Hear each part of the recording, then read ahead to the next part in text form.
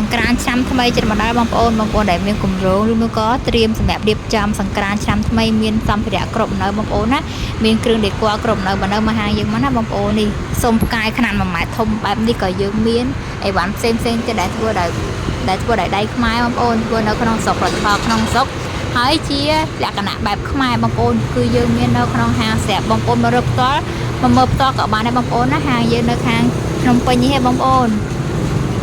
យើងមានទាំងស្បូវមានទាំងដាក់ត្រីមានទាំងកងទឹកខ្នោតមានផ្កាយមានក្អមមានឆ្នាំងដីមានអីអូមានច្រើនបងប្អូនណាកម្មាក៏យើងមានដែរសួរបងប្អូនដែលគាត់ត្រូវការកម្មាអីទិញម្ដងមកកន្លែងហើយគ្រប់មុខហ្មងណានេះបងប្អូនយើងក៏មានកម្មាដែរសម្រាប់កញ្ឆែងយើងមានគ្រប់ខ្នាតបងប្អូនណាបងប្អូនត្រូវការកញ្ឆែងក៏មានគ្រប់ខ្នាត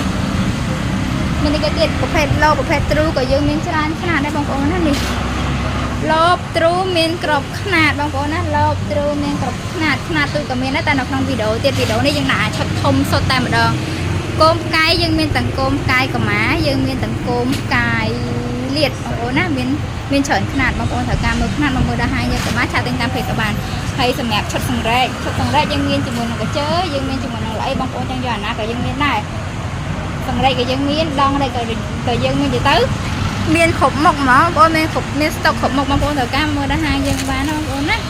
ហើយមិនមែនតែប៉ុណ្្នឹងឯងបងប្អូននៅមានច្រើនទៀត